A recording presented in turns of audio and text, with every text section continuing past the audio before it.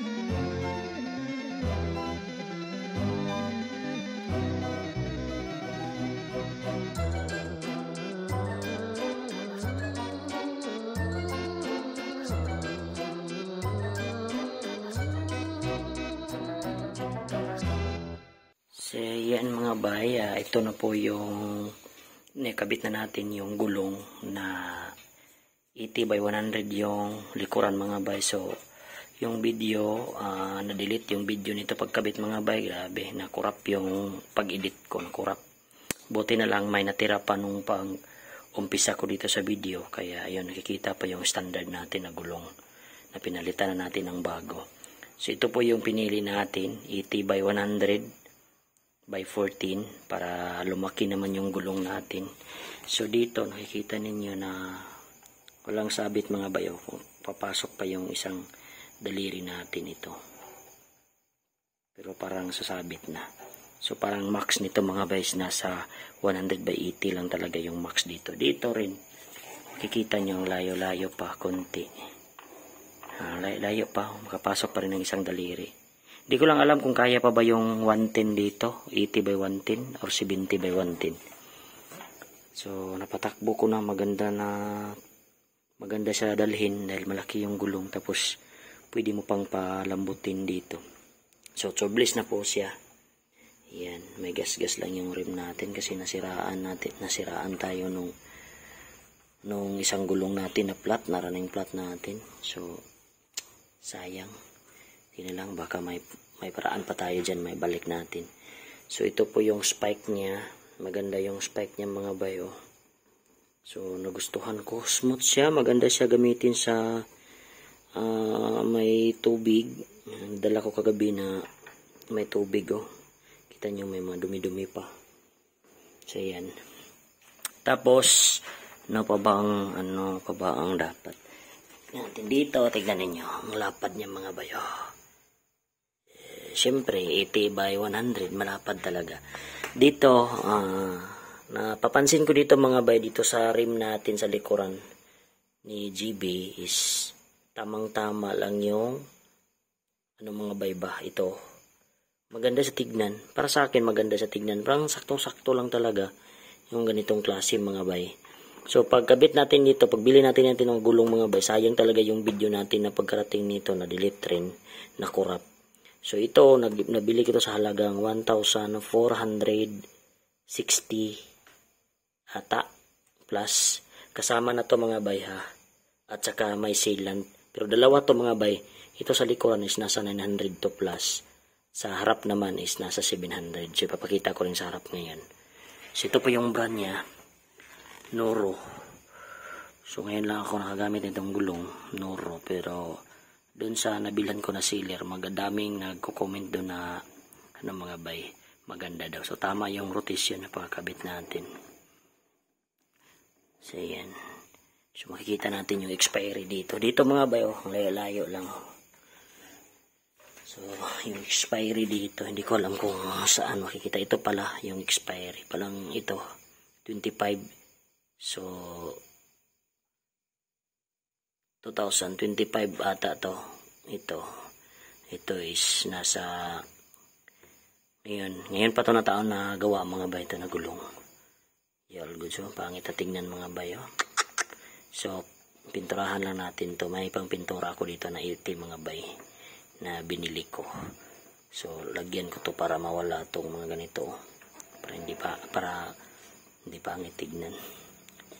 So dito sa harap, ito yung sa harap natin. Maganda. Same lang sila ng spike mga bay, oh. Maganda talaga. Nagustuhan ko talaga to na gulong mga bay. Yan po siya. 80 by 90 by 14 din. So ito po yung ito pala yung max load niya mga bay. Max load 180 kg na anong meaning nito siya, kabigat siguro mga bay. Yung hangin niya ay nasa 43 PSI yung pwede. So tubeless siya. So nandito pala yung naka-indicate lahat mga bay. 300 kg. Ano to? All-terrain. All-terrain ang meaning nito, 80 all-terrain. So dito pala. So 43 yung harap nito na hangin, pero ang nilagay ko dito is nasa 30 lang. Kasi parang malambot naman. Pero yung unang hangin ko dito is sinunod ko to 43 para masiting yung dito mga bay ba. Tapos pinatakbo ko siya ng isang takbo bago ko siya kinuna ng hangin para lang magsiting dito mga bay ba. Yan. So dapat talaga pag unang hangin nyo, susundin nyo yung IPS dito mga bay. Yan. Itong IPS. Ito pala 43. So tingnan natin sa likuran kung ilan IPS doon mga bay.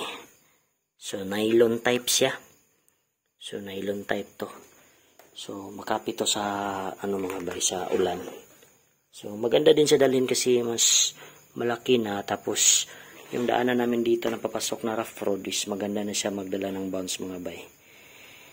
So all goods yung malaking gulong ni Mio Sporty. Yan, Mio Sporty yan ha. Yan.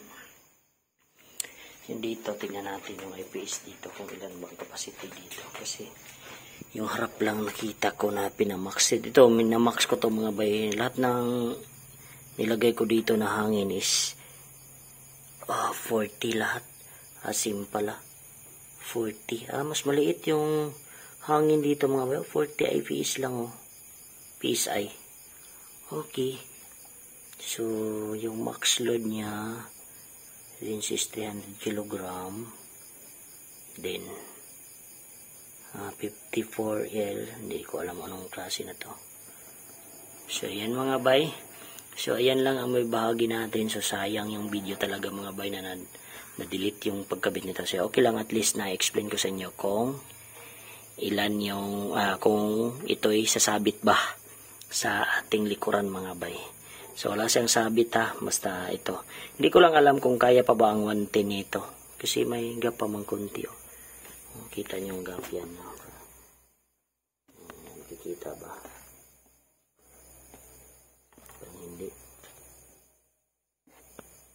Hindi makikita mga bay. Hindi talaga makikita ang hirap ito. So yan po ang gap niya.